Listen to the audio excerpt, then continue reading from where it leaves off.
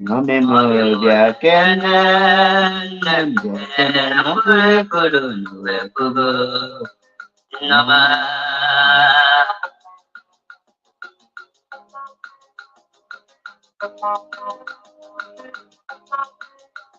ayala wala nala ketu kuperaina ayala wala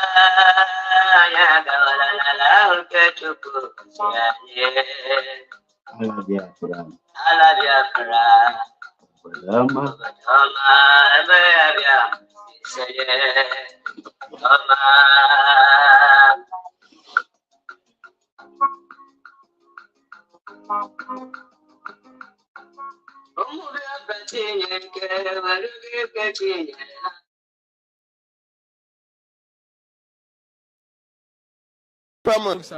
I belong to Biafra.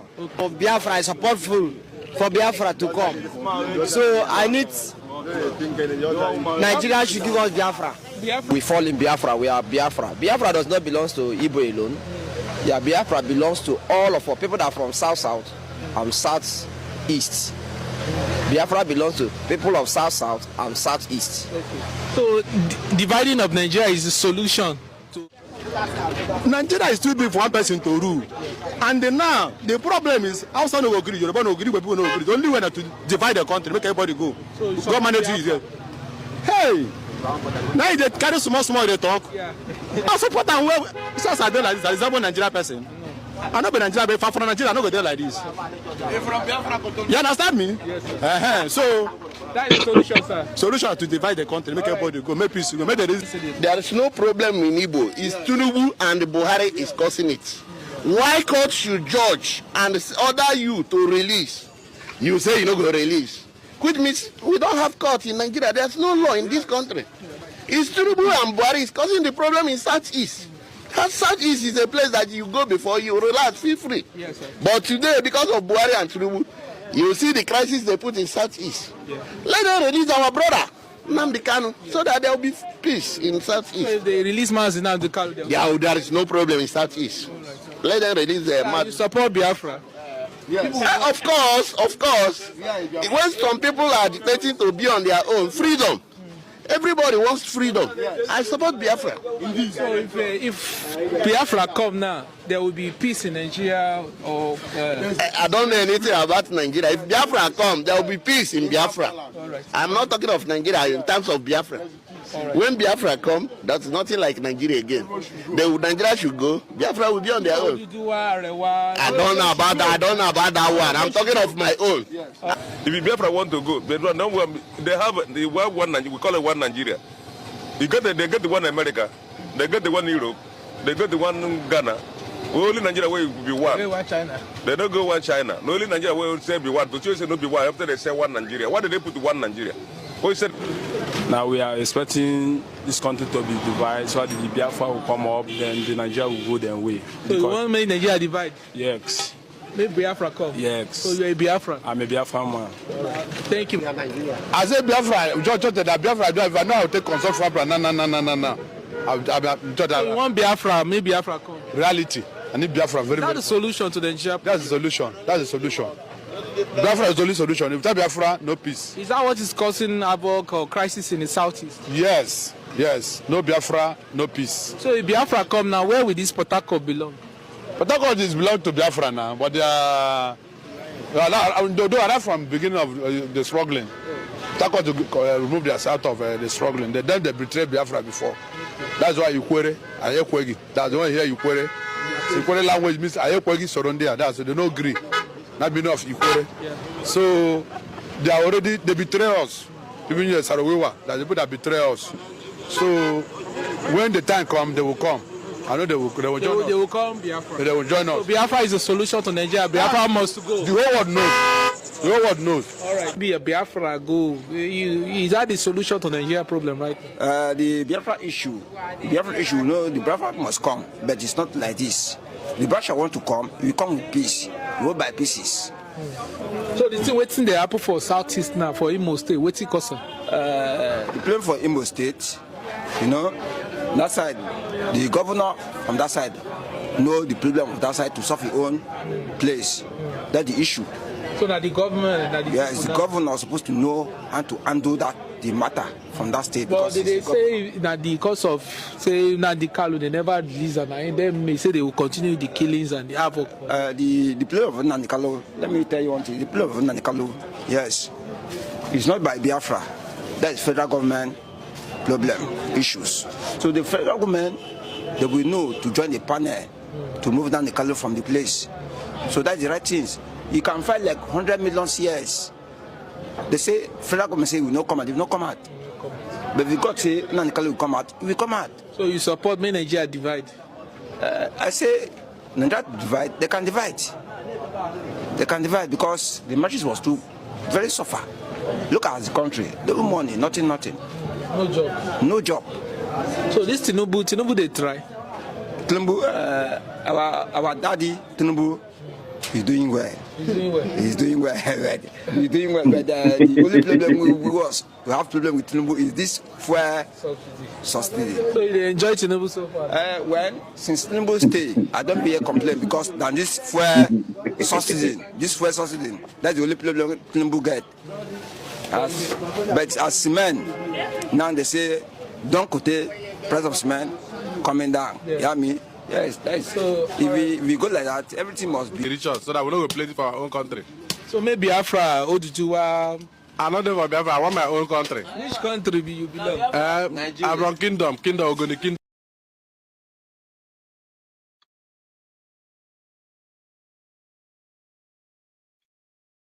Daalụkwanụ ndị ọma na-ege ntị. Ekene m nwoke, kene nwanyị. Wesị ndụ mmiri ndụ ọzọ atị m mmiri ata na maazị anwụ na-akọ ya echiri onye ọzọ elu. Onye na-echibekwanụ ya gbanye aka ochie ofu. Wesị ya malụ gị mma ebe ọ bụla iji wee na-ege m ntị n'ụbọchị nke taata. Onye na-anụ onye n'ụbọchị nke taata bụ MAP eziokwu bụ ndụ 1 na Biafra land. And abịago m ka m gbasa ozi ọma Chineke, ozi ọma nwere onwe. Oziọma restoration of Biafra. Ka anyị kwuo eziokwu Chineke. Maka na eziokwu ka anyị ga-eji wee ruo ebe anyị na-aga. Na ile ọma ka eju ji aga n'ogwu. O ji nwayọ eje, ada emelu alụ. Ndị be anyị na-ekwu okwu na-asịkwa nna ogidigidi bụ ugwu eze. Na eze a na-achịkwa na-achị, na eze a na-anụka bụkwa na onye nụta wee ka ala eze. We have our ears all over the world. But maka na ị na-ege those people all over the world ntị ma ha gwa gị okwu. Ọ bụrụ na ị naghị ege ntị, ị ma nwee people all over the world. People dị ready inye gị information, but due to na ị na-ene some people anya na enwere ulu ha ba or they are not up to the standard or may gị lose a lot of things. N'ụbọchị nke taata, towards Biafra restoration, abịago m ka nzi ozi Chineke, ozi ọma nwere onwe. Ana m ekwu ya na-ekwusi ike. Achọrọ m iziga alụ ndị before m ga-aga n'ihe nji maka ya wee bịa n'ụbọchị nke taata. O nwere ndị chọrọ iziga alụ ozi. Ifuru ọnụ unu ji wee na-achịrị ọnụ na-agba ọnụ papa instead of unu a ga-ekwechiri wee wepụta ozi ọma Chineke na na-achọ onye unu ga-ebutu. Maazị Achebe Paul ekwechirigo m. Unu n'anya Maazị Achebe Paul onwere onye nna n'anya. Anọrọ m akpọ mmadụ sị ya bịa nyere m aka. Anọrọkwanụ m ayọ mmadụ biko n'okwu nkarị. And now this is a struggle. I respect everyone, but I fear nobody. When I say I respect everyone, I respect the old, young, small, and big, but I fear nobody. Fear not on my blood. Ejiro m ụjọ wee too, and mma nọkọtakwanụ mmadụ dị ndụ akwụnye m ụjọ n'ime.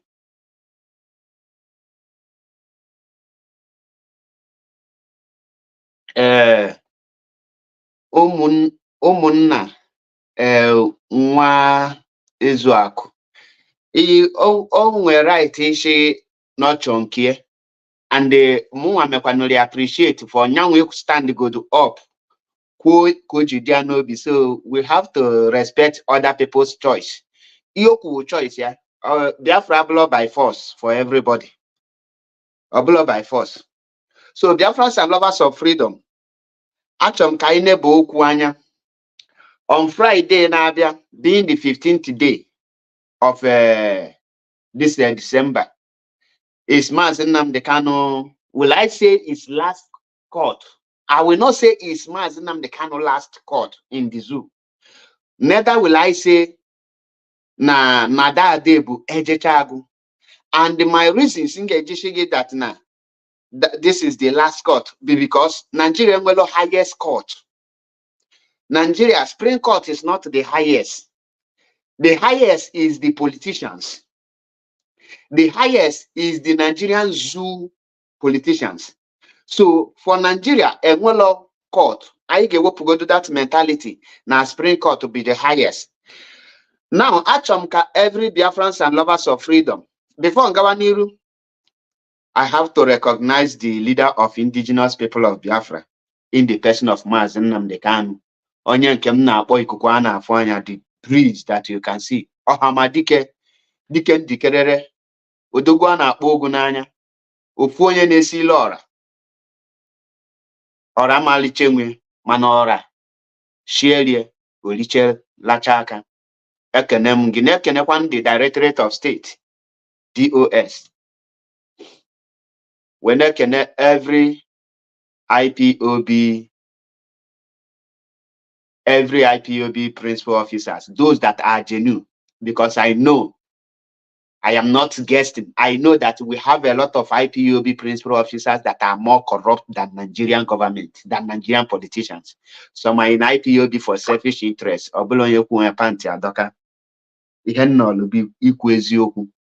Nkuchi onye ahụ ga-aga nwa acid, nya ga-anwụ acid. Ihe iche ibe akwa ga-abewa akwa, ọ naghị ewepụ m anything n'arụ. Ndị nke belebe gịnị ka ha betene? Ndị nke mee protest ka end of their protest. Imeche protest ịba ịmụnọ because it does nri. Na-ekene everybody, ndị genuine, yana the media warriors. Most especially, no matter how it is, and when they now do extraordinary work na this very movement, I know them. And there, na haji any position. Person they come as Yoba, and even look at and say that this man, all undi was shaking on Woka or Jackie. Imam Bipo Mother Jackie or Bulon Palio. Jackie mean that this person now low, that is on a low extra work. On a low, that is on about all feet. Osolo ndi na kpokwa. So and Ekenemi of woman the role on a play because he is awakening a lot of spirit and he's doing a great job. I appreciate him. And also at the same time doing his work as one of the member of DOS. Now look all media. Now look all ngayali. Now, every position in Afiania, I admire his strength, I must tell you. Man kupo madu men Antonia amata a solo dina hide ekukana kaya lisiniku. Now, having said that, a lot of other people perform good on their own way, which we appreciate them. Now, on the 15th of December, Maazị Nnamdi Kanu na-enwe case. And we must not put all our eggs in one basket. And especially tinye every of our plan na Nigerian court. The question ị ga-ajụ onwe gị n'ụbọchị nke tata bụ after the 15th, ndị be anyị na-ekwu okwu na-asị na ebe ị na-agbakọ ulu, ị na-agbakọ ọghọm, ị na-agbakọ gain, ị na-agbakọ lose, ị na-eche ndụ, ị na-eche ọnwụ. That very day, we have to be positive, yes, but we still also have to plan for negative because without negative, there is no positive, and without positive, there is no negative. Now, ọ bụrụ na that day luo, Nigerian evil people mezie ka ha si eme, mee ka ha si eme by not obeying their court order. Gịnị ka iche na ọ ga-eme? What do you think that will happen? That is why you actually zigalo ndị be anyị ozi anụwa maka ndị na-eri na-alacha aka na this Christmas. This December nafu ina-eri na-alacha aka, save for what will become of you from January bagowe. Because na things iji aga now, all na Nigeria release lo Maazị Nnamdi Kanu. Echena na next year na mụ anọ here ga-apụta bịa na-preach ilu gị wake up, collect your money. Mba, mụ ama nọ na-preach ilu gị ihe nnọrọ bụ onye eyi emebi ebe niile si mebie ya si ihe niile si ya sa. So ị ga-plan ahead now to avoid isi m na onwere ka ọra m, to avoid ịbịa kọbara anyị akụkọ. So na-enye this advice to our people. Ị na-akwado December chọọ ibite ego wee na December, chọọ ibite ego wee mee nke na December. Malo that the failure of Nigeria, he released the leader of indigenous people of Biafra, that na something more interesting than what you are seeing now. Man, poverty dị now na Nigeria, mana ha fail he release Maazị Nnamdi Kanu. I got double the poverty. The sovereign will be multiplied. So where soon iriche lifon kegebe onwe keji baba so ki nwe reserve. Obo no deloge possible store the food items. Save only make a lot of things save. Maka your future. Now, enwe video chali wepute here ka I ga na ye njimaka we bia. Can we tell the video? Can you watch the video together? Maka again, I question do first of all, this Biafra Kukendi Mbundi this Biafra. Who are the Biafrans? Who are these people? How do we want the Biafra in action? Or Biafra Madoni Neganonia? Ko Biafra Obusoso Ndibo. Ekubugomiya. Biafra in a Kokia Biawa Ben Ketan Kechi. Some people say, why are you discouraging people? I am not discouraging person. I am telling you the truth, and that truth is what you must hear. Abo naturally know the ezioku. Ebowado, ayolongi biko. Ekugo mi obugodo ofuonye. So ofuonye can we here. I am okay. Ebe this video not. Onwe video chori wete. Ebe ndi Fulani na-ekwu okwu maka indirect or hypocritically supporting Biafra restoration. But the Nigeria Igbo Biafrans non a Senate House, it take upon themselves to raise the issue of this referendum, to even know the reaction of the people in a hand on our country. We want one Nigeria. One Nigeria. How do you want to this one Nigeria? Can we one Nigeria each? You bet this video not. When we video can you watch it?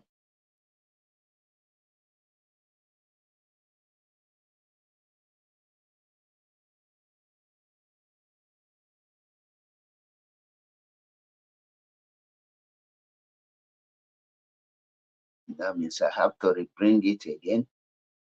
Let me just a minute.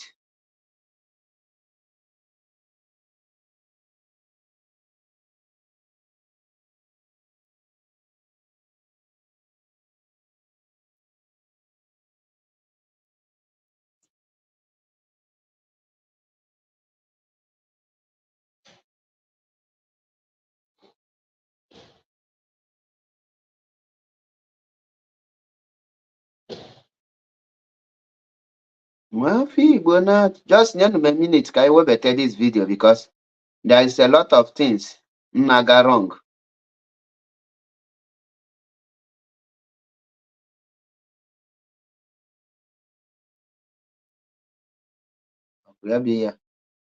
I think it is. Of millions of Igbo cannot be heard, so that Nigerians can understand the degree to which limited voices of millions of Igbo cannot be heard, so that Nigerians can understand the degree to which video. Secession by the Igbo represents their popular choice. Nigeria has had to fight two terrible wars to preserve the country. The North has paid its dues in that war. and indeed in many ways throughout the history of our country. Under our current circumstances, no Nigerian should welcome another war to keep this country together. The North, in particular, has more than enough challenges, and we recognize that violent secession by any part of Nigeria will compound the problems of all Nigerians under which we live. The forum has arrived at the difficult conclusion that if support for secession among the Igbo is as widespread as it is being made to look, and Igbo leadership appears to be in support of it, then the country should be advised not to stand in its way. It will not be in the interest, it will not be the best choice for the Igbo or Nigerians to leave a country we have all toiled to build. Now, only folk will hear this man. Also that all na Igbo leaders, they in support of Biafra restoration, they should not stand on their way. Now the question is, Igbo leaders are they in support of Biafra movement? All na had the law in support. Why are they still the Igbo leaders?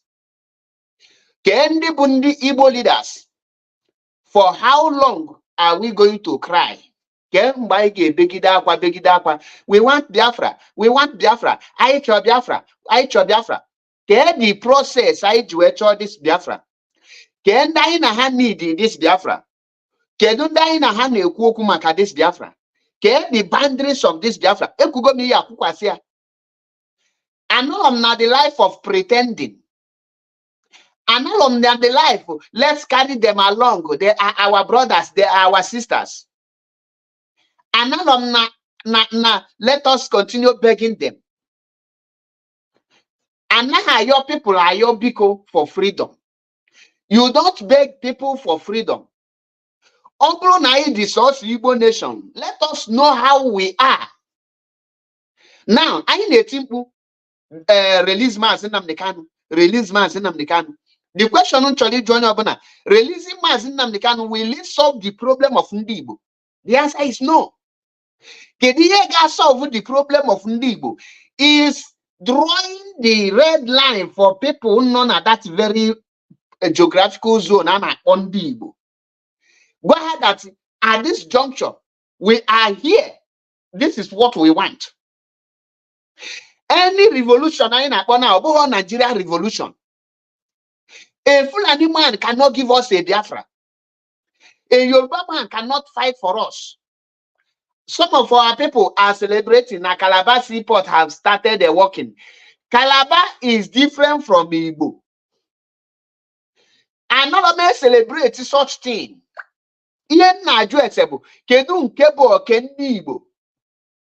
Every time I celebrate other people, and I claim Igbo.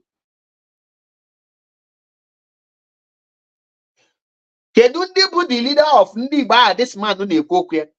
This man here make a video saying that if these people, their leader support her, let their leader come forward and make a statement.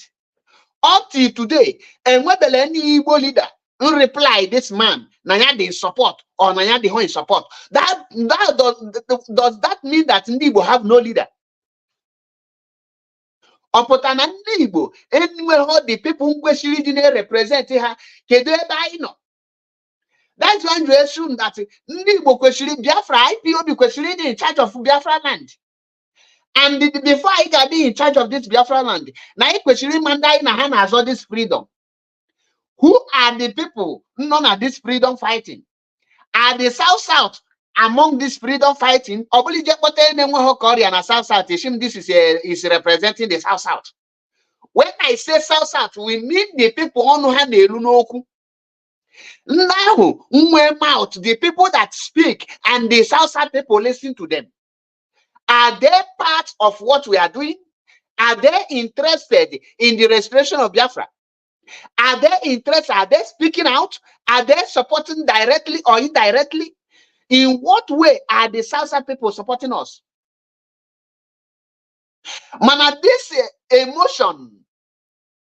emotional blackmails ndị Igbo ji aga cannot help ndị Igbo.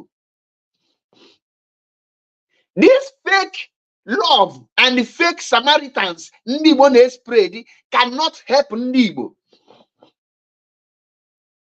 Kedu the problem of ndị Igbo? Pretending is the problem of ndị Igbo. N'ụbọchị nke tata, ịchọ ịga n'iru n'ala Igbo, it must be evil, you must be wicked, and you must be a chronicle liar.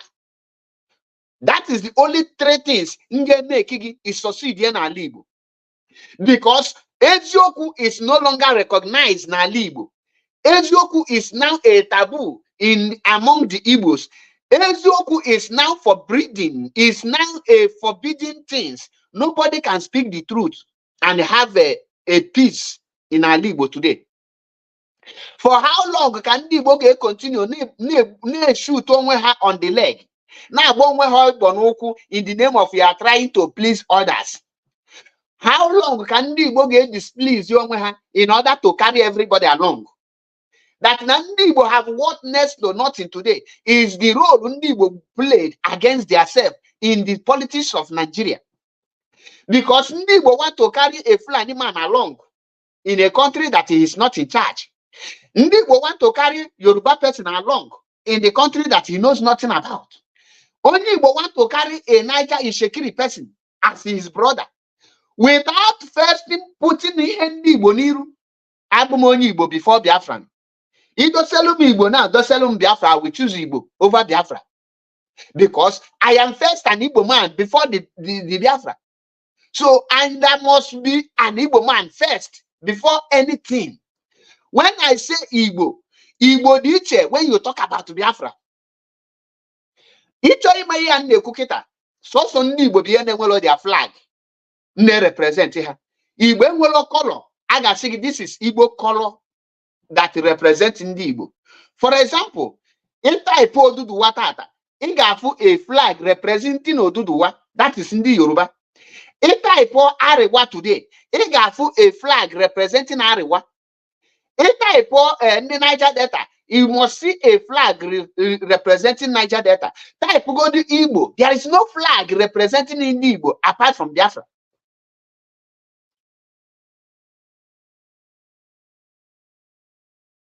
Every day, in Mazi speak about Biafra. Mazi, you have deviated.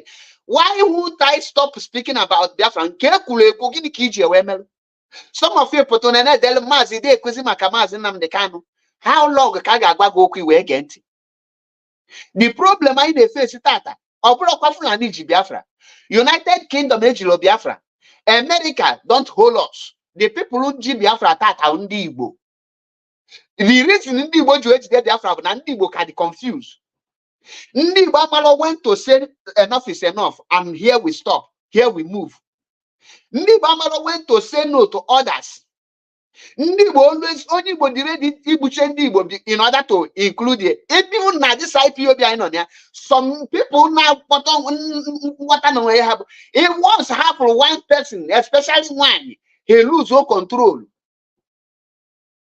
They always market non-Igbos to be recognized as a good person, and their fellow Igbo, they will tarnish his image. End of the day, that's people who market a war hanan. That's why you get people now.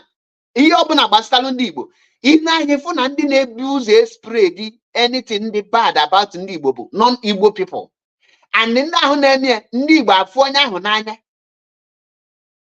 Mana people like us we draw more hatred than those of all those other peoples. I think Biafra. Here in Azablo freedom, we are still confused. And I'm not here in a mother we know what we are doing. We don't know what we are doing. We are just beating around the bush. We are just named the Akishish. Look at how coordinated the Arewa people is or are. Look at how coordinated the Yoruba people Ndi. Then look at Ali Igbo, look at the Igbo people, look at how coordinated the so-called South dị. Ị jụọ onwe gị one question. Ọ bụ ụkwụ a ka nne m ga-eji wee jụ Ụmụahịa? Maazị Nnamdi Kanu just na-ata ụfụ. Ọ bụrụ na anyị ejiri aka anyị wee redraw the map, manụ ndị anyị na ha nọ na this struggle, I continue na-ebe akwa emotional, all this emotion, America. We will suffer till eternity. Nothing will change. Oh, well, the people na-etighị ya malụ na ọsọ akwa ka ị na-ebe, you have nothing to do. As it is in the now, ndị Igbo enwere wall, push. So when they were pushed to war, they will fight back. Igbo can never be pushed to war because he nwere onye na-enwere war ka mgbe ị ga-eji push rie.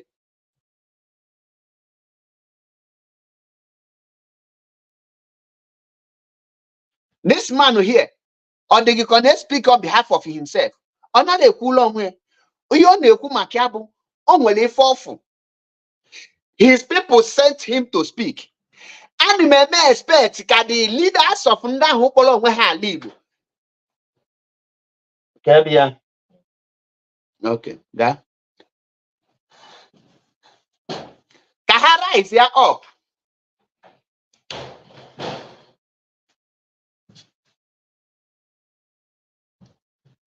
Kahara is here up. Take this issue from here.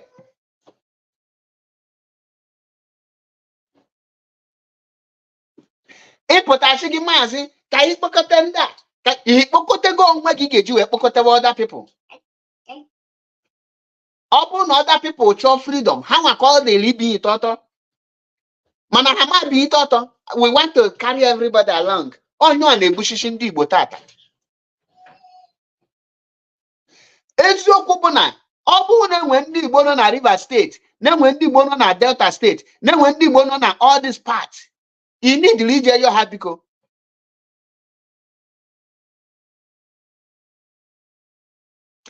You need to Isebelu, he solugi. Obo na hasi na hamasogi, you leave them. Oblo by force, but you will be on your banana shibo gesogi.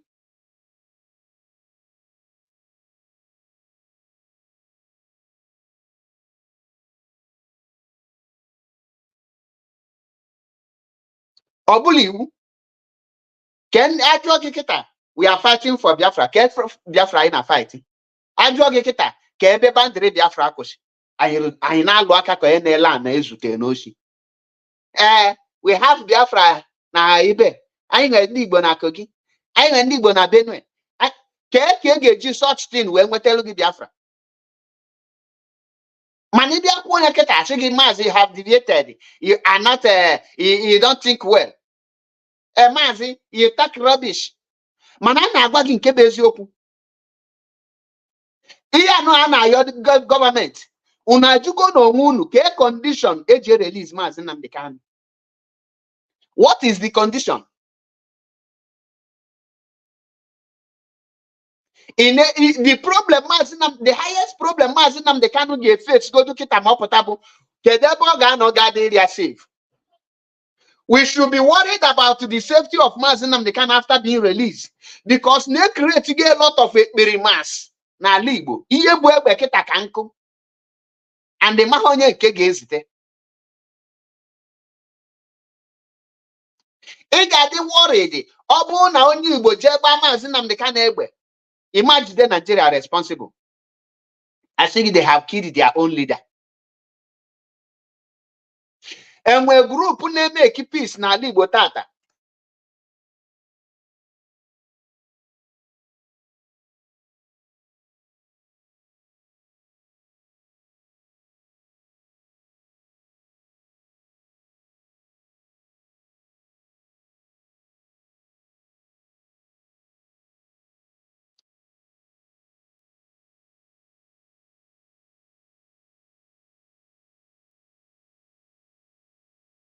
Can the Bundibo leaders? I know every day we are creative media warriors fighting. Guinea Kaina fighting for. What are we fighting for? We are fighting for what?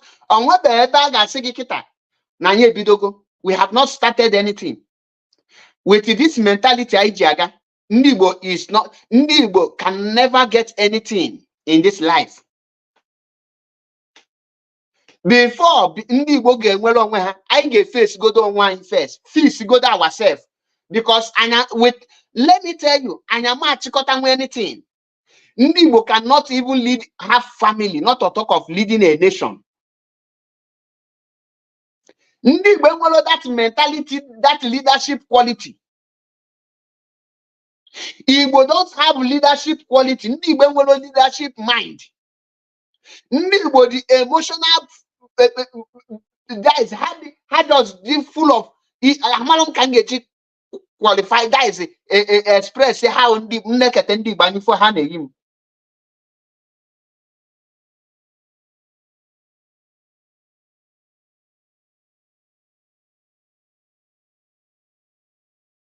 Negenti. What the senator put out raise any alarm. Manage of freedom. And the country we all have responsibility to fix. But it will not help a country already burdened with failures on its knees to fight another war to keep the Igbo in Nigeria. Now, in Anya here, for that now, already, now, only hit these people. Something is hitting them. Only hit here. Man, a problem. I got continue. Maybe that thing I for no hit we go. If and akushi, the reason I akushi, I think we want the word. We want to I choka ijidelundo ofo ka edition na nwe head ikpe no mind. Onye gwa gi na nwe le ikpe ga no magi. Once you make it akushi ikpe ga malele gi.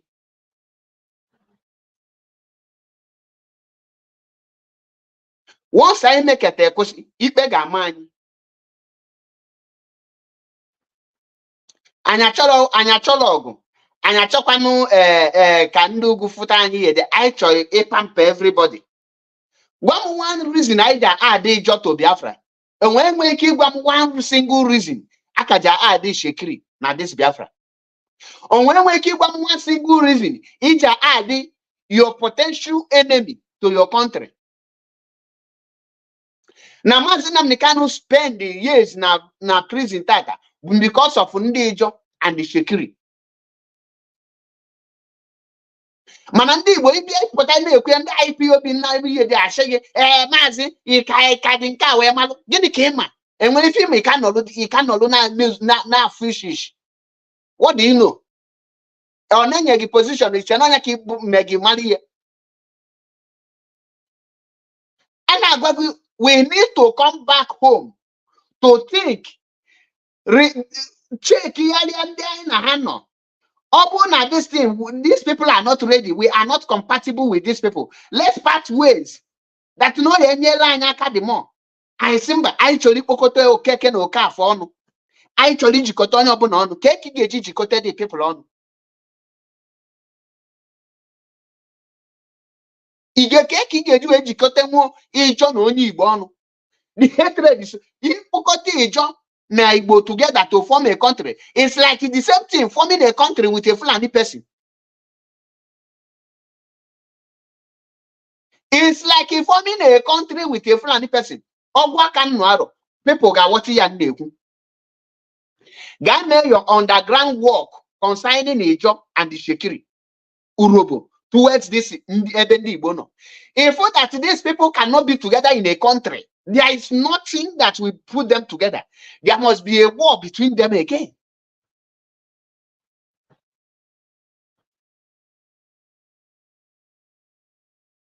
Oh, well, make it different. A draw one guess. Can you do this thing? What is the stumbling block towards this your success?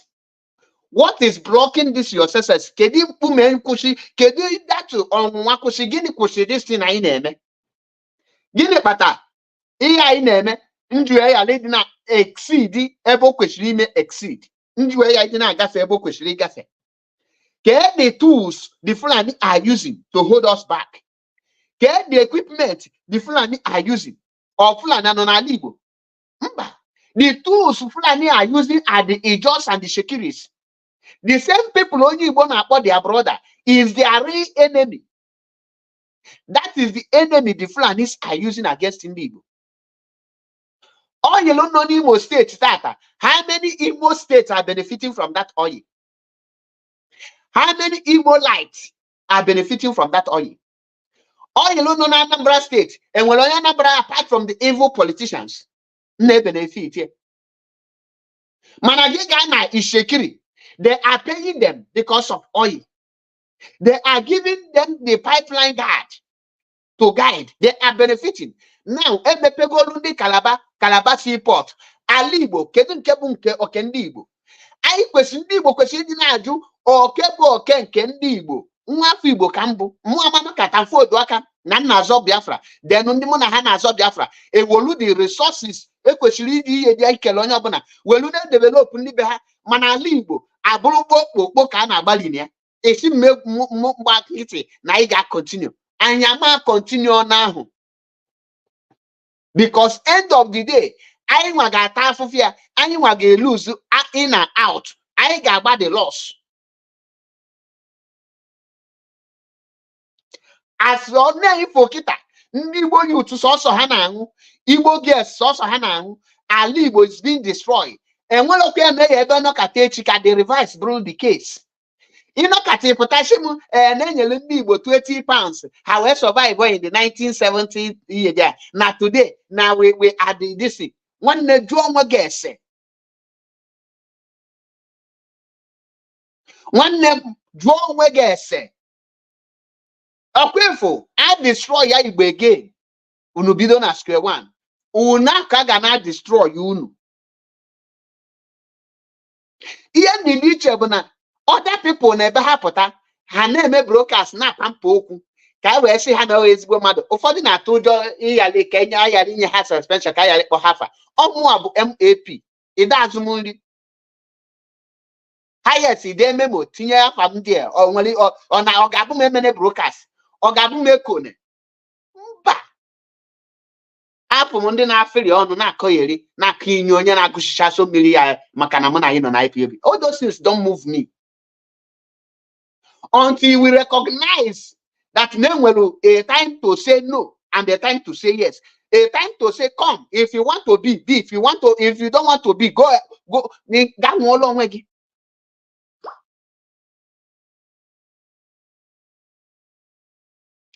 Only actually money job offend. Only actually money robo offend. Only actually money shekiri offend. Only actually money Yoruba offend. Only actually money also offend. Only actually money Fulani offend. Man only Fulani send the money when they Moses much make something to achieve something. Only I was actually my money when they Moses much make something make something achieve. Only Yoruba actually my money when they Moses much make something achieve. Only Shekiri send the money abu human being much make something achieve. Only jo actually mama will hear Nazibo much make something achieve. Other people who not consider, don't consider you when they want to achieve something. That he can even stand in their way for their success. They will first of all cut you down. Oh yeah, I must have that mentality that now when you want to achieve something, once the person is not from you, cut the person down.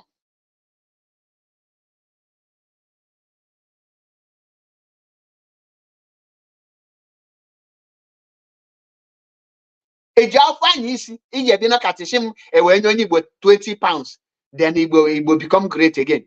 Now Nigeria thought about the great. If an Igbo people great, and not great, we are not great.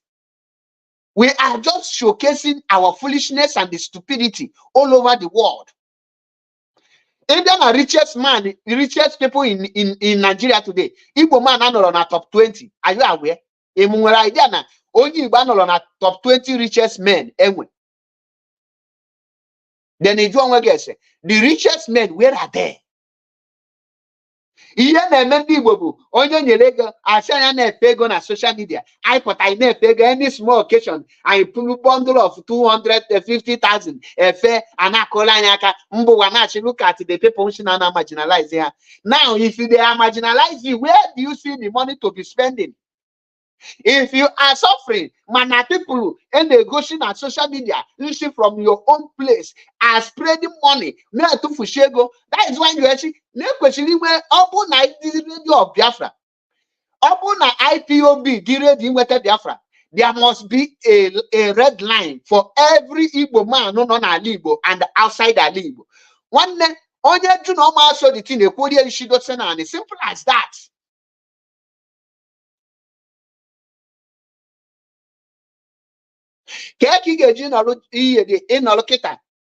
UN that our people are suffering. Your people have no food to eat. Imon in a fego, a case in a fego, J pipe in a fego, Anidons in a fego, Akozayon, Akubingo in a fego, Ebukan in a fego. Represent in social media. Now, how will you not convince the world that your people are suffering? Convince here. How many Yoruba people on occasion ne fego? If they not Diego, I will any musician ka Davido Jidego. If you get the Davido net chest ego, if you get.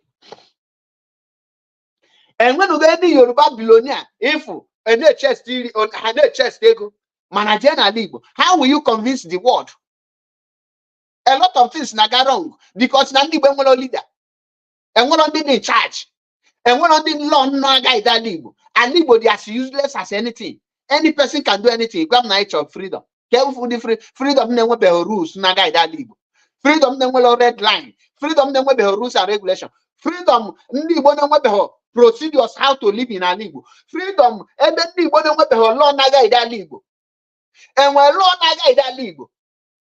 And you make the law ordinary rules and regulations gaga that libo. This will be the rules. Indian Yoruba land. Can any Oba of Yoruba land be insulted in Yoruba land?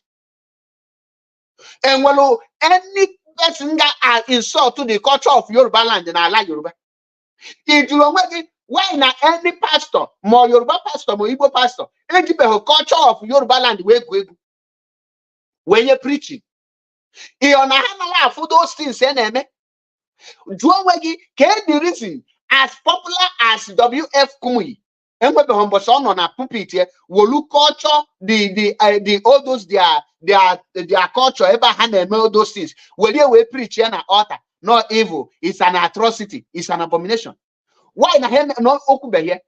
Why no yedipo or adeboye use Yoruba culture? We preach here now the Yoruba area from their culture. Why na Ebukobi use Yoruba culture when Yoruba ancestors when they preaching?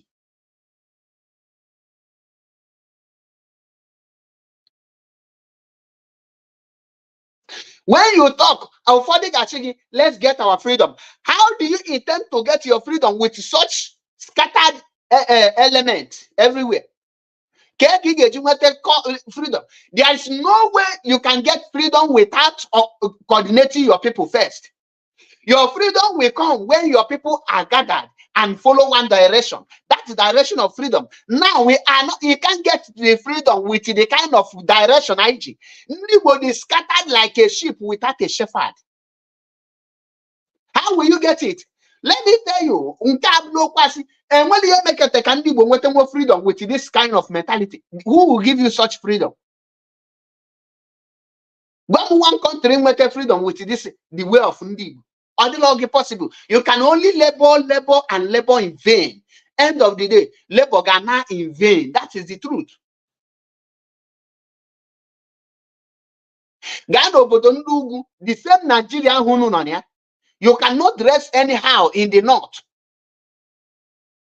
Manager saying Indigo is a democracy. Is democracy being a democracy? Or maybe your culture. Or it may be your own land. Is that a democracy? That is why onye pụta na ọchịghị na onye Igbo si Israel, onye Igbo si Abuja, onye Igbo migrated from Egypt, onye Igbo si from there, because na enwere any of them ma their history. Igbo ju onye Igbo na history of an Igbo history. Oje chapatalu gị Genesis. Gwa m ihe connect Genesis and Igbo. Mmadụ mepe ọnụ sị gị that na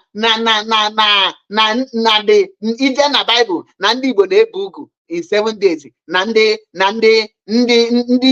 Israel na-ebu ugwu in 7 days, and for that you are Israel. Mmadụ na-achị adị comfortable na-akọgheri with full confidence.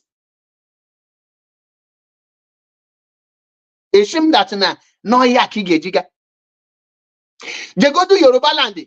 Yoruba want to go freedom before he tinye the laws na guide Yoruba land.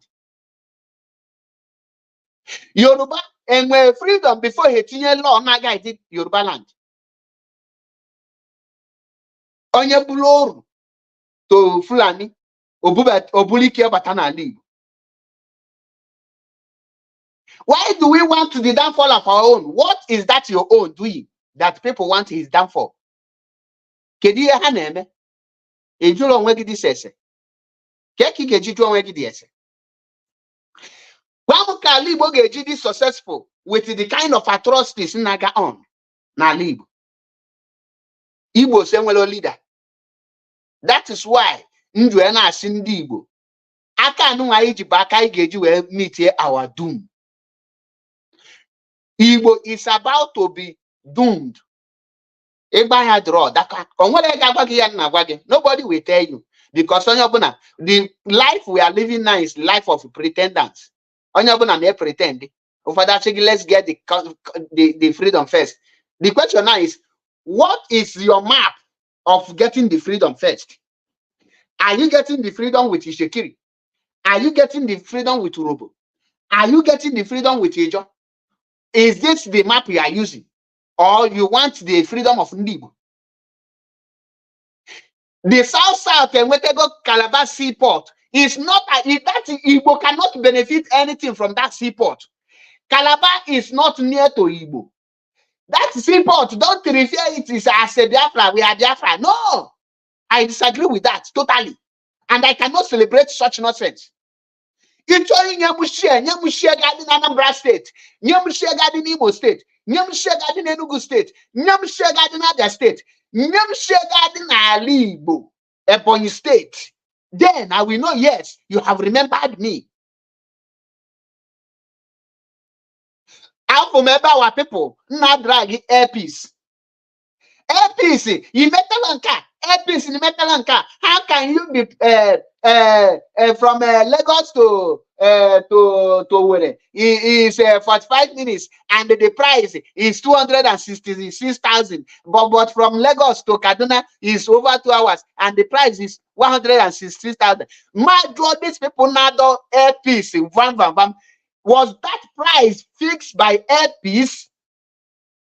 The photo is airpiece naka. Airpiece that photo is here naka. The question is how did the airpiece got his license? Get the condition and your airpiece before men allowed to even have a price airline to be even shifting you to where. The Fulani fix that airline and that prices, and the airpiece do that price short what his business down. Nigbo should learn when to know the roots of the problem before you tackle it.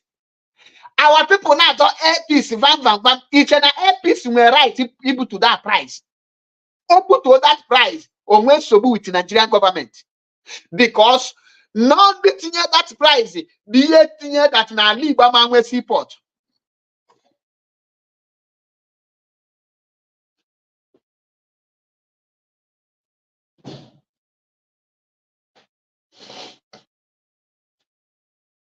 And now we want freedom. And you need the best of freedom. A peace and well crime or commit.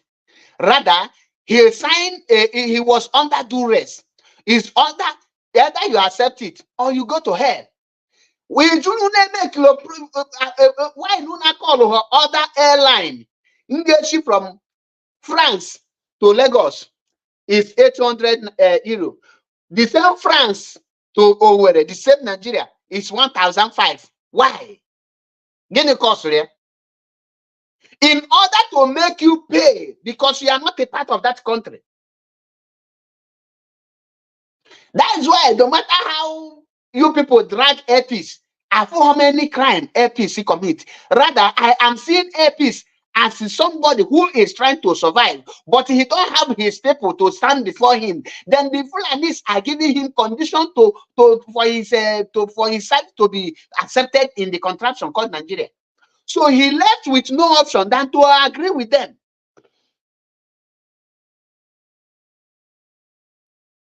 Obu na Igbo kwechili see that na APC ga-efe na Nigeria because unu kwechili na APC jiri maka your pressure we butuo the price to 150,000. The Nigerian government close iye there. Imafo onye Igbo ga-apụta protest say that the Nigerian government enwere right ịnapụ APC license here. Enwere ga-apụta kwuye. Anyị makwa na APC dị nzuzu, to be honest. But the truth must be told because I believe him. Say the truth.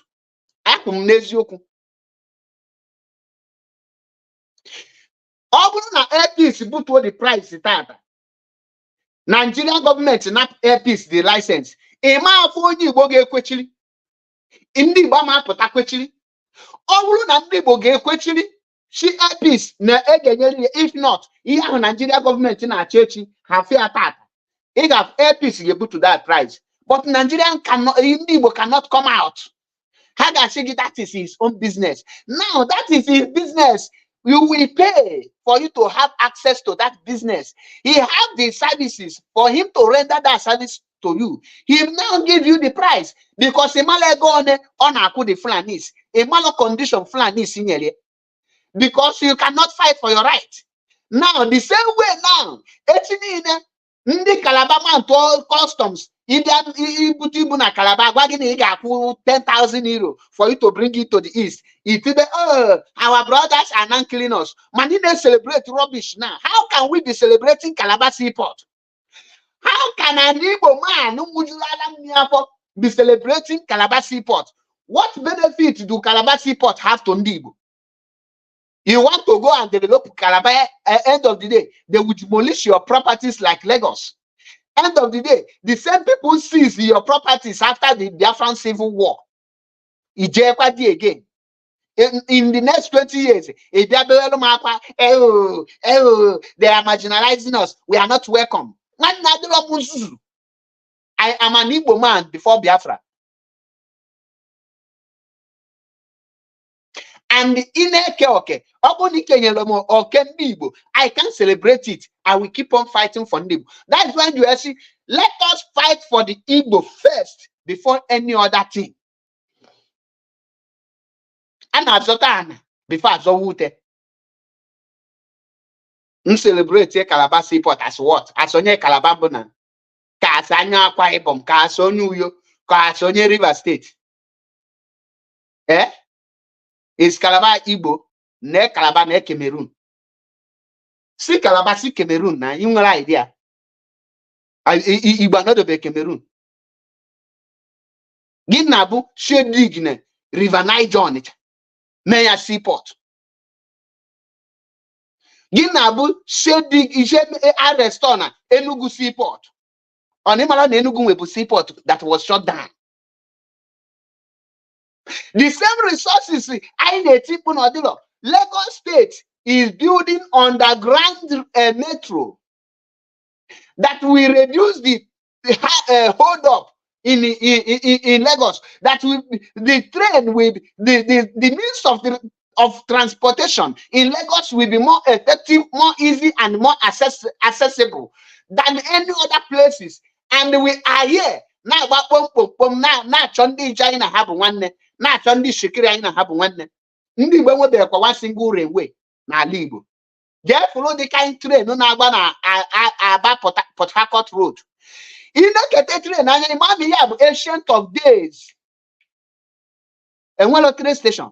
Abuja. The same resources are. And we are not ready to hold our leaders. We are still protecting the people just lying in poverty. The people, on the Christian.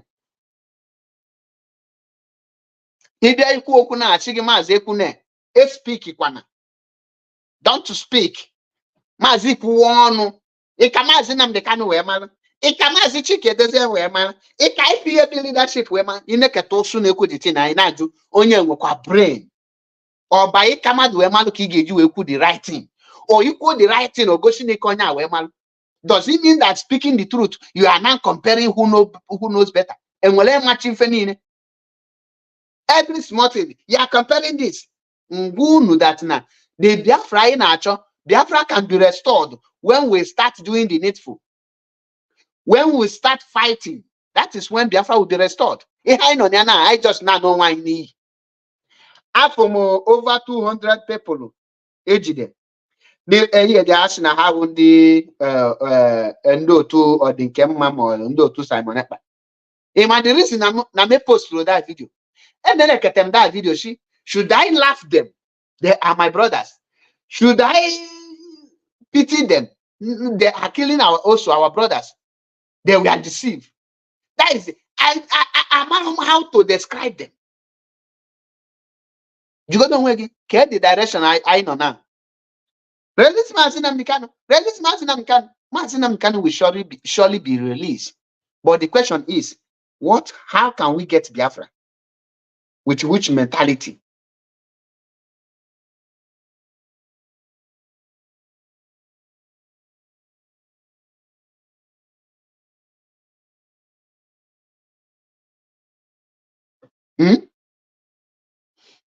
With which mentality?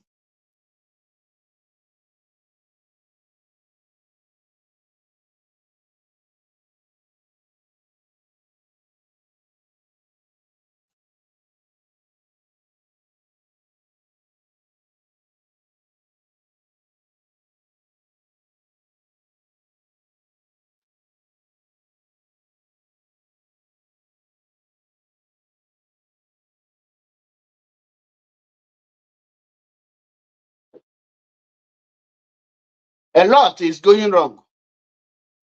Onye shigi na ndị Igbo ga-enwere onwe ha with aka anụ anyị ji, the person they deceive gị.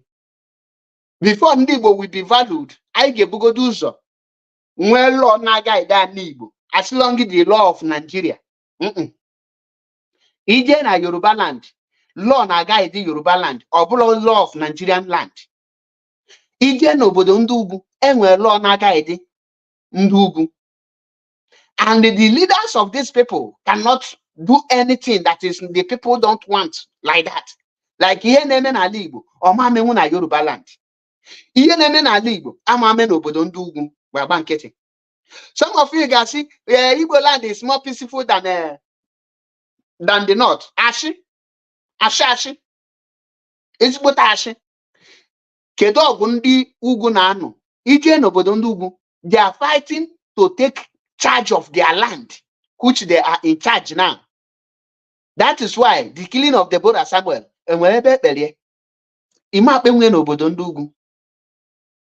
ije na Yoruba land, if that they are getting everything they want, they are developing their land. Before Hanana, before the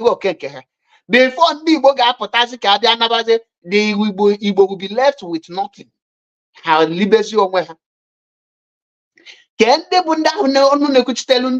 are the people monitoring the leaders of Ndibo? Who are the people pressuring them? There is all of us are now praising our evil politicians.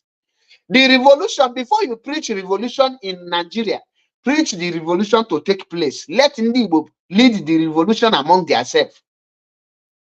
I know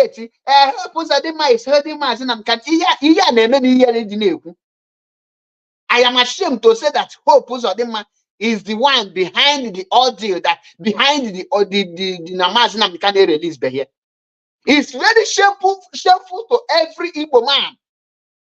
Now Hope Uzodinma is the man behind Mazina Mikane detention up to today. How many head the Conway? which means he is above us. He is bigger than us. A single governor or two governors ga-ekwechiri maka Maazị Nnamdi Kanu isi ha na-abaka dị ha n'ishi. That means we already restore Biafra. How can we restore the Biafra? Can I restore the Biafra? Then if you are a threat no Maazị Achebe Paul. Gini ki je threat ibo onye ala. Hope ụzọ dị mma ji Maazị Nnamdi Kanu. And Maazị Nnamdi Kanu is the leader of Biafra. Which means, do you want to tell me that men are not there? Without any apology. Obulu ni isi governor adahọ naanị. Ka we set here example for other governor ka ha malụ na ọbara na-agba ha na-arụ. A ga-eji anyị na-akpọrọ egwu. Ha ga na-ele anyị kobo kobo. Shishi shishi. E ga-eji ndị Igbo na-agba bọọlụ na kulota. Until ishi enough is enough. You go to yes. Yes. You can't do this as an Igbo man and leave. Why are people like me? I don't speak about those ones. When we are ready, you speak the word and the language that we hear. People are married, yes, need the ready. Email something, people are married, yes, you are coming. Now, Kaira go do all those things. Kaiku go do no. Maka, mad video, our brother me, Judge Money. From a lot of people are now Mazi, this first of all, that was not a debate. It's question and answer. I'm more idea because we agree that not so new Kangana now or blow a debate. So, but after our people now say defeat you here there. Why you defeat you? But the question is that John Wegibu, as an Igbo man, it is sounds stupid that the Kwetelo na Chineke bi n'eluigwe kereri. Man ị ga-abịa gwa m na Chineke ahụ kele Adam. Na mụrụ Adam amụ. Man ị believe lo na enwere onye nwere ike mpụtala ụwa without na mụrụ amụ. A na-agwa gị na Chineke kele eri. Isi mba na Chineke nwere ike ikeri. Na Bible sị gị na Chineke kele Adam. Ị kwete na Chineke kele Adam na ebula Adam ebu. Ka eko ji asa ndụ gị na ntị. Ka eko ji asa ndụ gị na ishi that na ịbụ onye Israel. Adam onye Israel. Keko ji asandụ gị na ntị na a Yoruba man na-trace ancestors anya to Yoruba land. Ngo na-trace your ancestors to a slave master. You na-trace your ancestors. Ana agwa gị na onye Igbo enwere connection, enwere dịka God. God abụla afọ Igbo nke o ji abụ afọ relate to Igbo. And you cannot trace any God, anything God in Ali Igbo. It shows that in Igbo Amalia God. Now, when I'm actually doing our people are still living in dungeon. I have a mental problem. I am below in order. Just a minute. Just 1 second. I'm well, our people. For that saying, Mazi, you believe that white man wrote the Bible, but reading encyclopedia was invented by white man. If argument our people name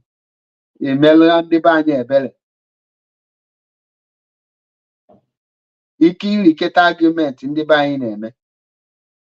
Definitely we pity our people, to be honest with you. Ka ala Igbo ga-ejiga n'iru ebe na amalọ ebe ibido.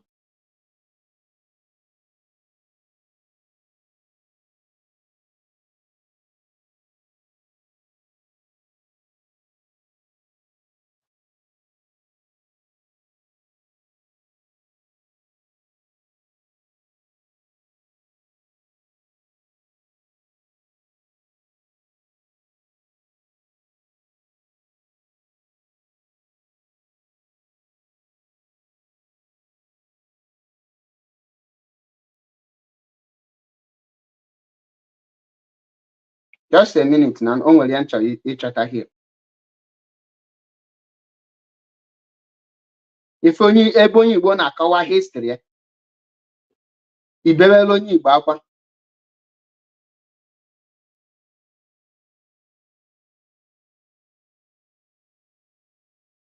ibewere onye Igbo akwa ebe ọ na-akọwa history.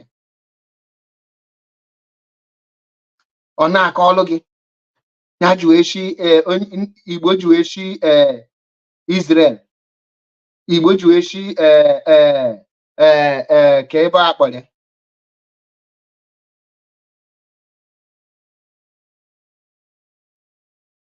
Igbo ji wee shi gịnị ka na-akpọ ya Igbo ji wee shi Egypt. Now can oye there can go potalo the one thing and be point understand the people here there can go potalo the real story of your Igbo man. Before me share this program, let him not gonna 1 hour. Okay, yes, I am 1 hour 30 minutes. Then let me show this thing to you guys.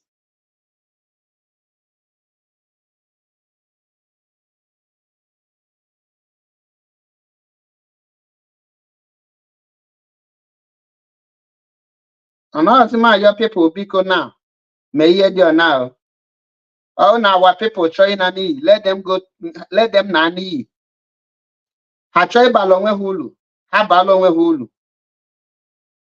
That is Ian Nozil now. Another zim Kamuna Madibiana Kako. Now, Negenti. This is the first encyclopedia put up for Ndibo. Obunu nama here o Google. Obulonya invert Google getinye logi your story. Now, can go potalone. The kingdom of Unri, Igbo, Oreze Unri, was a medieval polite located in what is now Nigeria. The kingdom existed as a sphere of religion and the political influence over a significant part of what is known today as Igbo land. Prior to expansion, and was administered by the priest king called Eze Unri. Now, in Ania, Eze Unri. Remember, Unri is the people. But that people, yeah, no, because you cannot trace your origin without knowing everything about your origin. If you don't be Igbo Israel or Igbo Israel, how come they are saying Neri is God? This thing related to you. Just listen. The Eze Unri managed trade and the diplomacy on behalf of the Unri people, a subgroup of the Igbo speaking people, and the possesses divine authority in religious matters. Kingdom of Unri or Eze Unri. And I 9th century, 900 years ago, 9,000 years ago. Now, Shigi, Unri's area of influence green with West African modern borders. Capital of Igbo is Igbo. Capital of Igbo is Igbo Ukwu Nege Panti. Makande na amaloye dem di national habo is Israel. Isier ko Isieru. Iju enota Sahara, we enota Ara, we emota Adamu, we emota Yakob, we emota Mo. Na anya mitiganya. Now, today's government elective or a monarchy, sacred king Eze, 1,043 years ago. I mean a century to this thing. And well, Eze, Ifu Kwanam Anim, and the other ones. The history established 9th century back. Surrendered to the British in 1012. The British conquered Igbo. Now, the empire social political revival in 1974. Bunke yesterday. The currency Igbo they use Okpoho, Abulon Naira. You can only trust any person you like. Each other to trust or bingo, that is none of my business. What matters is that have your brain intact. adịlọ m after onye mere any trust this time or onye na trust. But what matters to me is make sure that you wear your brain intact with yourself. Don't allow any person to be using your brain for you. Because the moment another person starts using your brain, you are gone. Medicine Makandi Nasimu, Mazi, where is the proof that na Igboshi from Israel? Your history cannot be getting from Bible. A Bible am calling your history. Now, know this something Makandi na be kwe kile mu na Igbo nwere anything related to Bini. Nke ahụ bụ asị. Igbo bụ Igbo.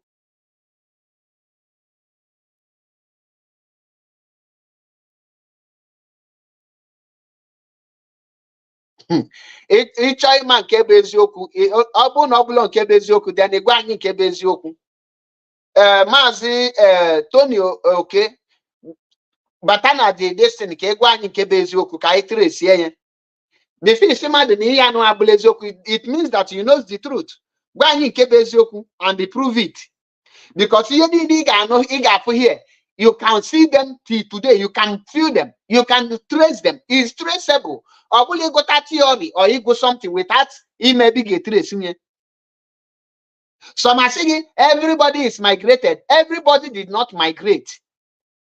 All only migrate. That's when you see any Igbo man sitting Bushi from Israel is an Osu, is an immigrant. That you're a tenant does not mean that your landlord is a tenant.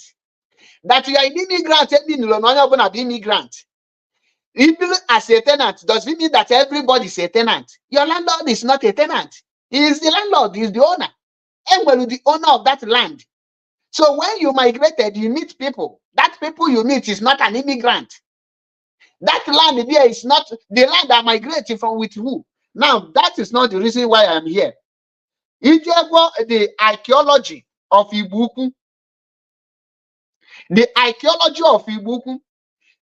The kingdom was a heaven for all those who had been rejected in their communities, and also a place where slaves were set free from their bondage and re-expanded.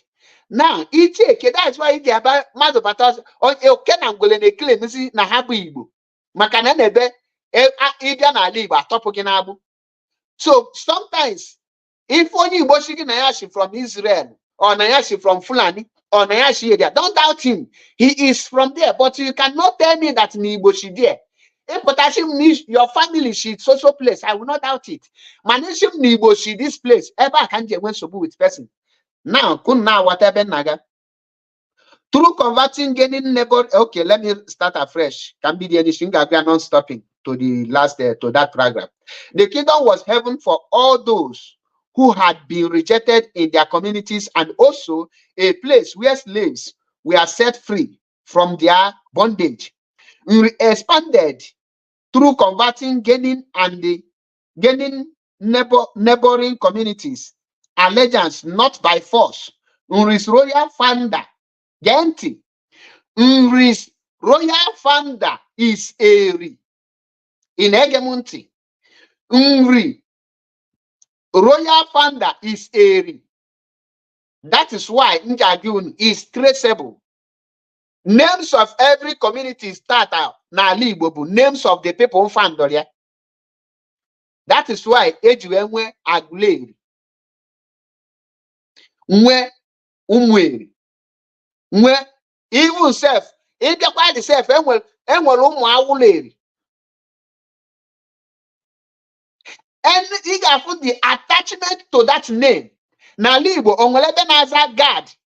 Onwogo community unfu unna akpo umu God or umu guardian or umu Adam or umu Jacob. Onwelebe udo na-azia n'ala Igbo.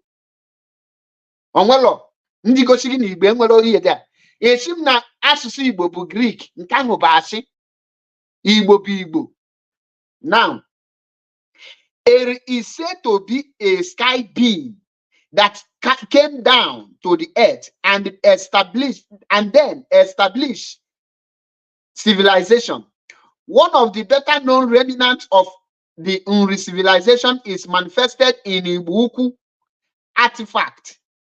Nri's culture permanently influenced the northern and the western Igbo, especially through the region and the taboos. Now, in a column, your ancestry, about your ancestors, your origin, o kwesịrị ịdị traceable. Isi onye na ihe dị ona no meleba, kedu ebe onye ahụ ga-achị ya wee chọta? How can those things be traced? Ịma akọ history, e ga-ebi kọkata sị gị na onye amụtara onye a, then ajụzi ego onye mụtara, ịmalụzi ebe onye ahụ nọ. Now, ịbịa na this Bible ha ja confuse onwe ha. Ifu that Eri, asị gị na Eri bụ nwa Gad, and the Eri migrate from Egypt. It's very simple. Join a simple question. Kebe Gad noto, and where did God died? Was God died in Israel, and he lived all his life in Israel. He born all his children in Israel, and all of them died in Israel. The question now is, how did he, because before the Israel go to exile to Egypt, he spent thousands of years there, of more than 400 years in it, they spend in Egypt. Now, the question is, Israel is, at what period God won Israel into Ejemuta Eri na Egypt? Or how will you call again? And will only kick this thing?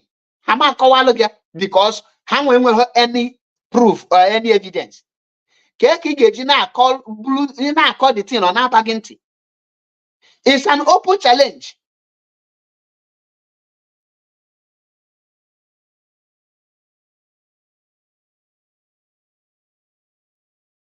Now, Tony, okay, there is something you don't understand. And let me educate you, because now Mathematical pose English, not English, does not mean that the person is intelligent. Mark Zuckerberg invented Facebook. True or false? Now, this program here, or Mark Zuckerberg, the answer is no. I am the one putting it. The person that invented Google is not the person who invented that story I am reading to you. Now, we put a Google, he only invented the platform for you to be able to save your properties there. So you are the one to put something in Google, not white people. That is why Ijena, my Ijena encyclopedia, it type about me, what about me, or Makizuka team, or Google team, there. Jena your Google now, type Mazinam the Kano. What a Mazinam the Kano na Google. Got full details of Mazinam the Kano na Google. Or who might be Google team about Mazinam the Kano there. The answer is no, because Mazinam the Kano knows what he's doing. Ijena Mazinam the Kano. Wikipedia or profile. You can get the details of Mazinam Mekano.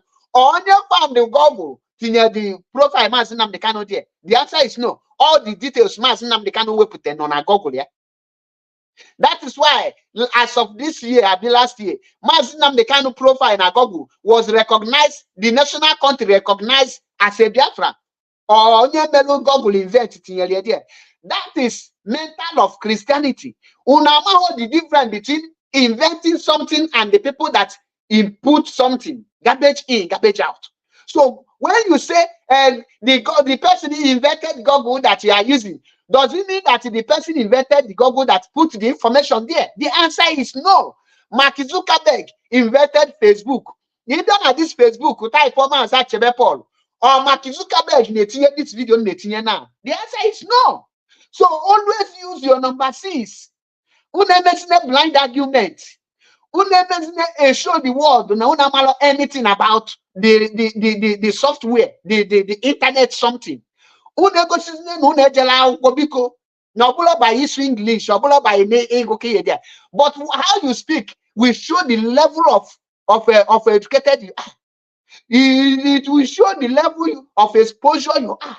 A potassium, the people I don't believe that they are the one who invented what I'm reading. What I was reading, was it invented? Was it created? it is a written document that I, MAP, can easily put my own details. That I can easily put my own details there, not on the person invented put it there. Kunu normally here there. That's why you are saying nka like ke batana programmer can na ju get. Ki we na what here. So I am never here kamuna in the comment section mewe argument. I am here. Ngwachagi e like ya, you believe. E like ya, don't believe. Go ahead. God claim a Bible story. Imalo your culture, your origin. Then if you come give believe one issue from Adam. And the same Adam, Agalunu, God, the Bible Galunu, God created Adam and Eve. And they born only 2 male child. And the Ophonia will call the Piabu Ophonia. But was Organolo one also. Itulo Wegese, Kedafa one origin, Noloya Motalia, Konya Bunia, Konya Bunia.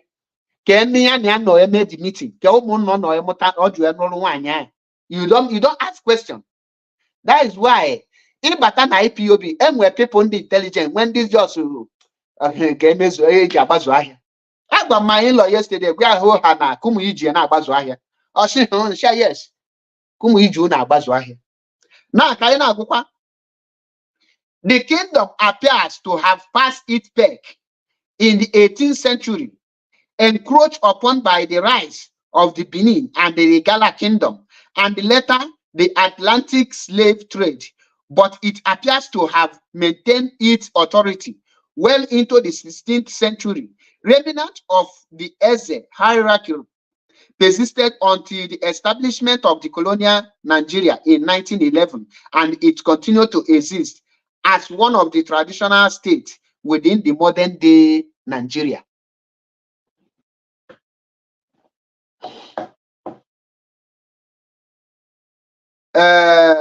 Tony, I will not respond to you. If you're a human being, Biko, click the link, come into the program. I don't answer here. Click here the link. People for it's as simple as that. But if you cannot click the link, I advise you to only listen and stop asking silly questions. You know, by who? You know, by who? By Igbo man. By Mua.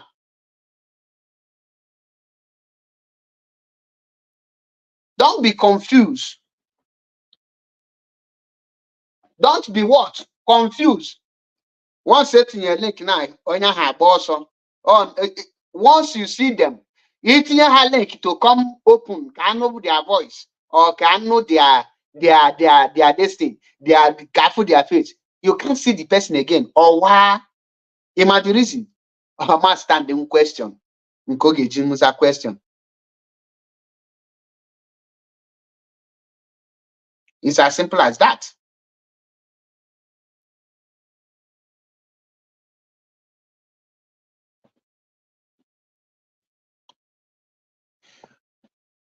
Now, Wamuka, Wamu from China, trace origin to any other place apart from China. And when you go near China, if you trace origin outside China, and they're Italy here. And when you go near Italy, if you trace origin to Africa. And when you go near Finland, if you trace origin to under there. Now, I'm one example showing you. For example, I'm Italy now. And I migrated from Igbo land to Italy. Yes, I am an immigrant here. Mama like here. Even as far as you issue from your place, you are here. You are an immigrant. Me from air, me from land, me from the sea. Me wali kukuedia. You are an immigrant. Now, mbioboda we mutanwa. Ah, na mutalo mo na bona. Hana babuluge Italian citizen. Now is an Italian citizen. Now, being an Italian citizen, only in next 20 years, after 100 years, how establish themselves. Or the possible, maybe Italy migrate from Igbo land. Mba, ọ possible. Ihe ha ga-asị that na ha nwa migrate from Igbo land, ọ bụla Italy migrate from Igbo land. So na ọ bụrụ na isi from Israel, ịpụta isi that na your family migrate from Igbo land, from Israel, ọ bụla that na Israel na Igbo migrate from there because ngịwa you are the immigrant. Ọ bụ the immigrant, ọ bụghị Italy. Italy is there. Ha nwa bịa meet Italy. Enwere onye ha meketara echi ka ọ bụrụ ha nwa ga-asịzi na Italy migrate la migrate. Ọ ihe some people na-akọ ọnụ n'ala Igbo.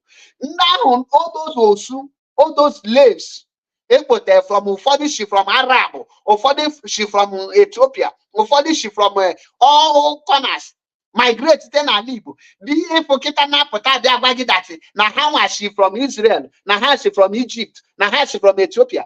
They are the immigrants, not ndị Igbo. Anyị kwesịrị ịghọta this thing.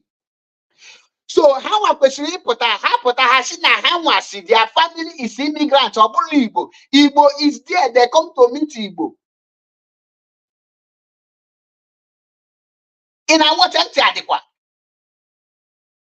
Ụmụ mama no katakịta asị after 200 years, it seemed that because of na ụmụ m si na mụnwa si from Igbo land, wee dị Italy, wee mụ ụmụ, wee mechi ihe niile, then ọ bụrụzie na Italy migrate go from Igbo land.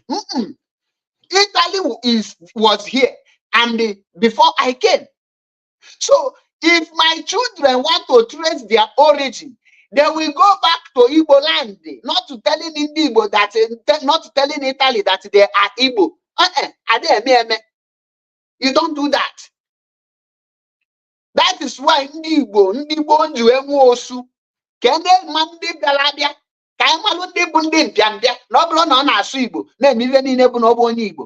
Na ọ bụrụ na ọ na-aza Chukwuemeka mere onye Igbo. Ọ bụrụ na ọ bịa na wụrụ ọchị gị ọfọ bụ onye Igbo. That is why ndị Igbo ji apụta ha chọkwa ikwu okwu ha sị gị Igbo bụ Igbo. Because na ịma na-enwe ndị na-abụla Igbo. Ọ ndị asị from Isiere. Ndị otu Abịam. Ka mmadụ ga-eji pụta sị gị na Igbo bụ na Abraham bụ Abịam.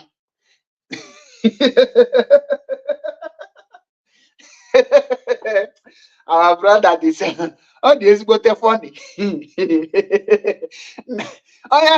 Onye dakapụta ọkụzi history Igbo. Onye dakapụta ọkụzi.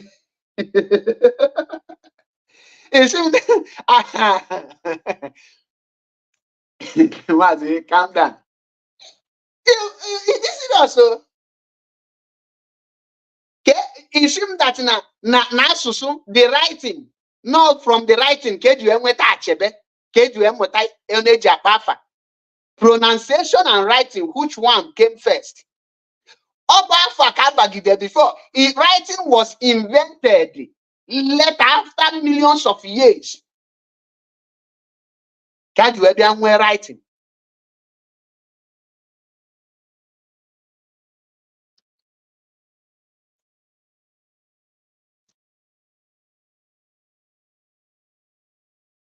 For example now, here there,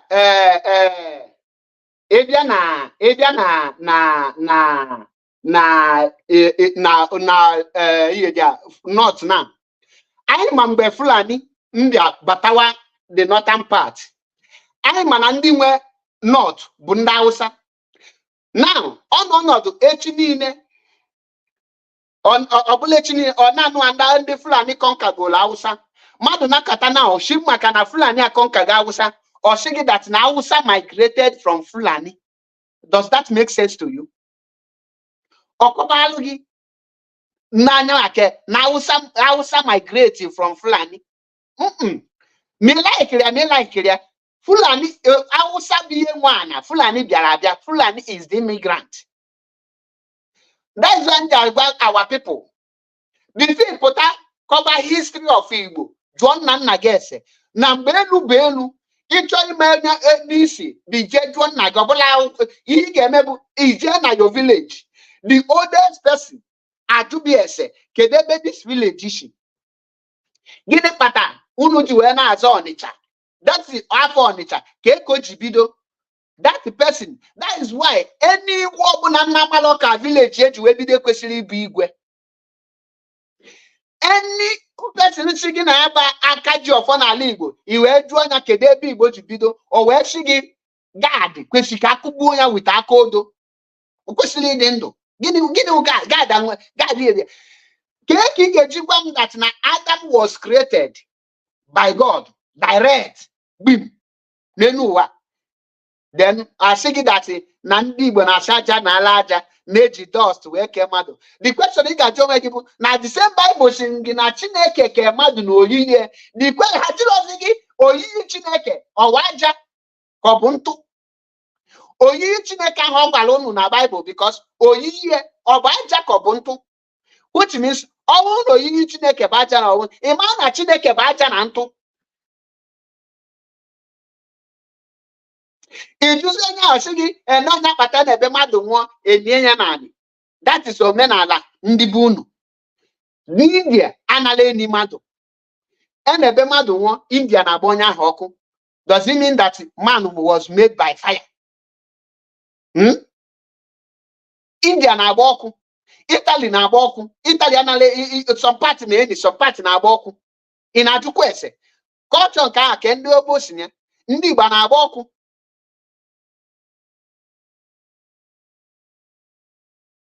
Our people should be very careful. And when social media, and when I spoke to Heavenly Father, and when only detail 1 quarter.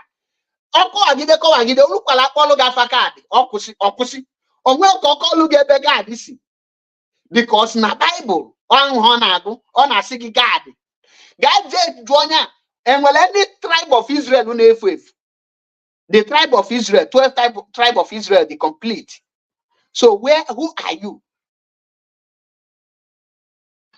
Who are you? All of this shit from God, I ask question. Where was God born? And where did he live his life? When did God die? And when was he reborn? Was God among the people Egypt captured as a slave? Number 1 question.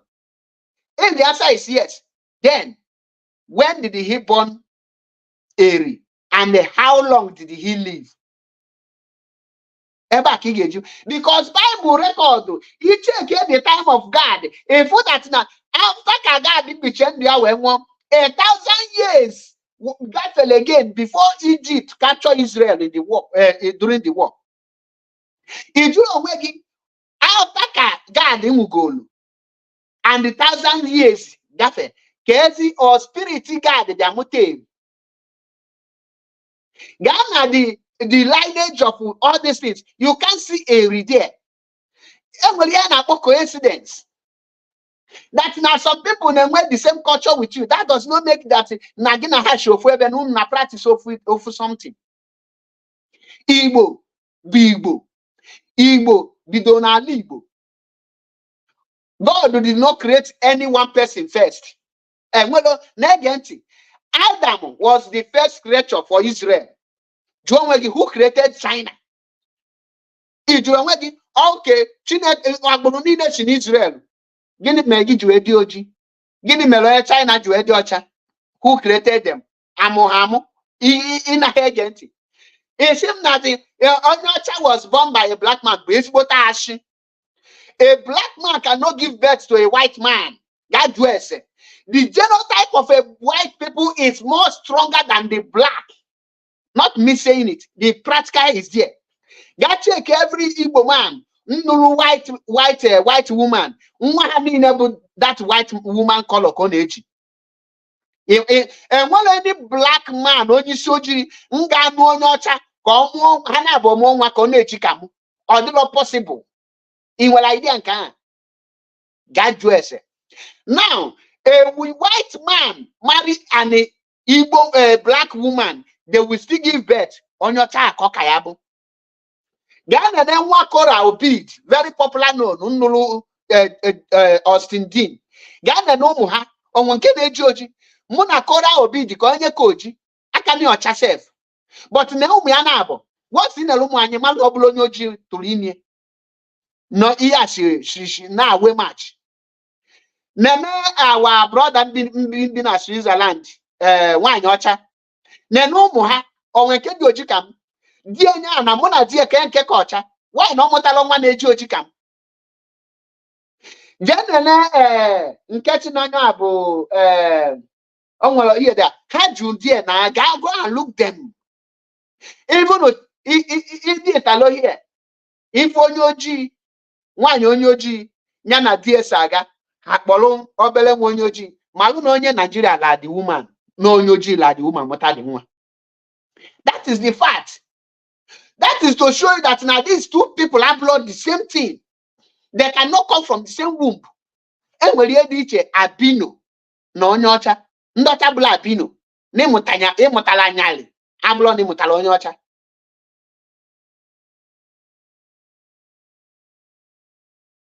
Ka ebe ị ga-eji wetụrụ esite inwe Igbo na Baịbụl. Igbo enwere afọ Igbo nọ na Baịbụl. Ha sịghị ije ihe ndị Igbo na-akpa ada o nwere nke nnọkọta jụọ maazị nwaanyị eji nwa abịa na Baịbụl. Nwaanyị eji nwa abịa na Baịbụl. Abia State was created which year? Abia State was created which year? Ịmara mgbe created Abia State? Enwere obodo na-aza Abia na Abia State. It's only state that bear that name, Abia. And one village in Abia State na Abia. In what idea? Mane will village in Azumu Ahia. Umu Ahia. So it does him name will Abia. Abia Kenya.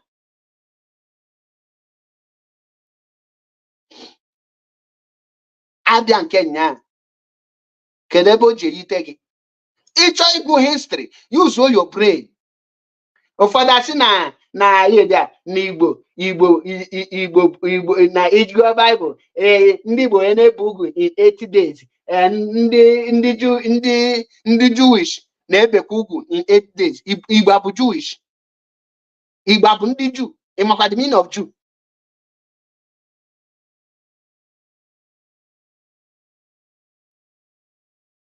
Na Jewish and Judaism. None of the Kamade Shigi. Hey, this is a Christian community. Give me that Christian community. Christian community are Christianity. Who are the Christianity? The people that worship Christ. A Jew are the people who are worshiping as a Jewish. Their religion is Judaism. That's where they are actually Jewish community. Mana people are not what actually na even the Jew. You know even the Jew. If Joanna can do part of our na Bible and a basigi na hatchoy bele he wology we bele. That in George we na boku chuko their God na Bible or the law. And well take na Bible asigi a wede na ha chọrọ ikpe ekpere ha wee sichi ha bịa ma nzu anwere ebe a na ama nzu na Bible onwelo njikochi gị gaa check the Israel and the Judaism today enwere ebe na ama nzu enwere ebe George ekpe ekpere. That is to tell you that your culture is the way ka ebe ndị Igbo ji enweta their culture ọ bụ sọsọ ndị Igbo that way of life. If I had you on this question, a post to link Tony Abagoso because man on you some people the good daily na comment section. You had the opportunity to come and speak. You can see them. Our sister one day say Mazi, how can you omit God from the lineage of Igbo? God has nothing to do with Igbo. Because you're not there. That's why I omitted him. The people now add that God are the liars. And when are there because God is already dead, buried, and rust before the Israel go exile in Egypt. In believe na Chineke keleri. Ni bobido witeri. He believe here. Makagidi.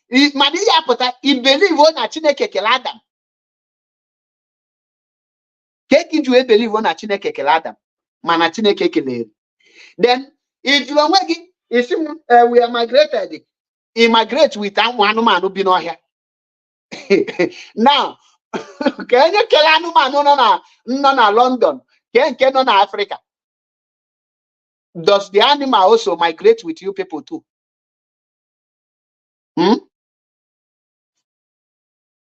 Ịma na ọ bụrụ na Igbo she from Israel, ndị Igbo ama nọ na-eri akpụ, ndị Igbo ama nọ na-eri ịgba, ndị Igbo ama nọ na-esi ofe, Israel na-esi ofe, ndị Jewish na-esi ofe, na chukwu onwu na-ese. The way of life ndị Igbo o nwere ebe ị ga-achọta ya na Western world. The whole Europeans anaghị eri nri onino. Ị nwere idea? Mbụ iri nri onino ha anaghị elie. China anaghị eri nri onino. Mana ndị Igbo na-eri nri onino, swallow ka na-abịa. Igbo na-eri garị, na-eri akpụ, na-eri nri ji. That is to tell you that these are the things nna nna anyị passed to us. That is why when you trace ndị Igbo, trace them with that their culture. Ọ bụrụ ba ibu ugwu, jụọ onwe gị n'ime Bible ka egbe ebidoro ibu ugwu. When the Bible started circumcision, or after Abraham ka Isaac to have covenant. Mana Igbo bidoro ibu ugwu from day one. Emewolo pipe gbolie nwaanyị ọchị.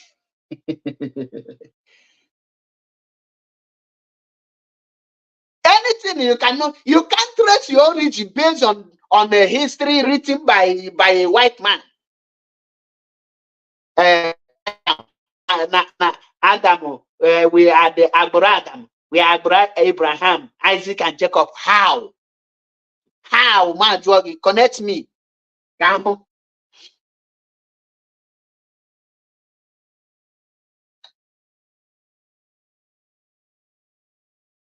You can't trace your origin outside your land. You will immigrant. Because as Nana Ndibo migrate, you are the one who migrated. So please, stop saying Igbos migrate from anywhere. Say that you and your family migrated from so place. It will be understandable for us to know where your family came from. Ka ihe alimi nọkata ị na-akọla anyị akụkọ ịkọja eji wee gba nnụnụ nne eji wee fere.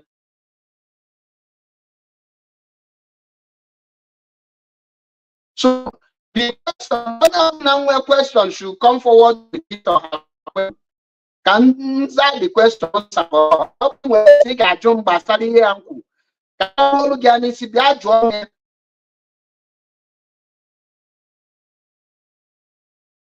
Kpọọ m na phone jụọ m ka m zaa gị.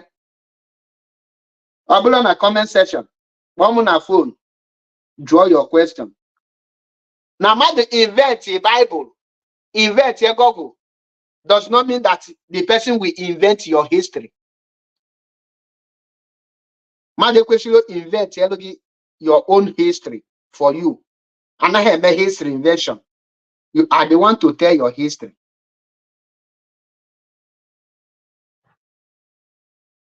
On gị nwa ka ọ dịrị ikwu your history. Ọ bụla mmadụ ya akọlụ gị your history.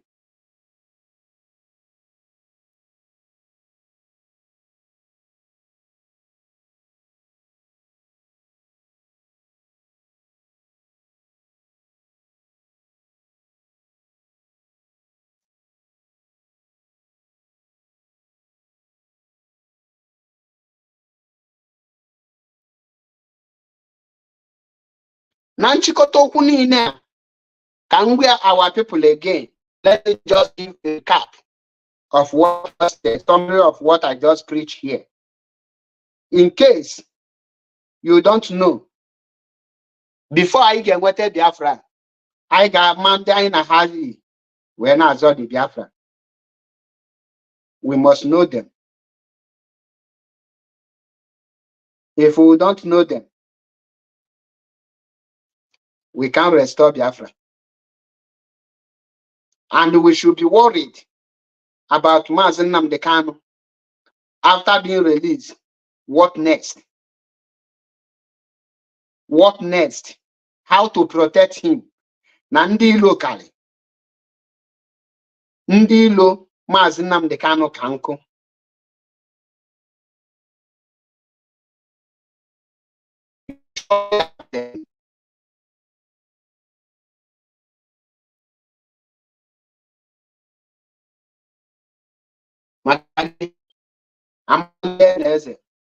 And for those of you na-agba mgbe ukpuru chee na Maazị Achebe na this is struggle nwere mfuli iru ya and then what they emechi nwu ọnụ, they never born the person. All name and name fight your own freedom.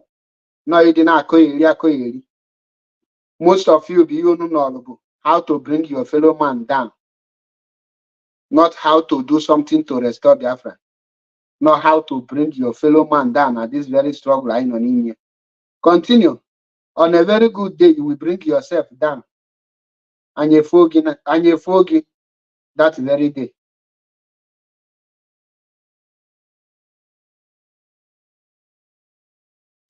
That very time, in of man, in Malona,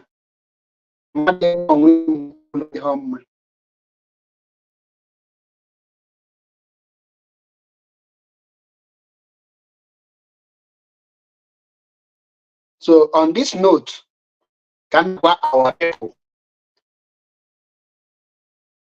in early December save ego makechi makana after Nigeria failed to release Maazị Nnamdi Kanu, believe you me, akwa alili ga-eju ebe niile.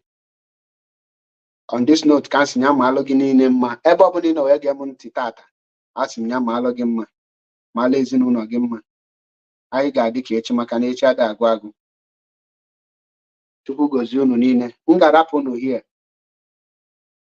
Igwe Bike Ọnụrụbe nwanne ekenekwa m gị. Chuks Sunday ndewo.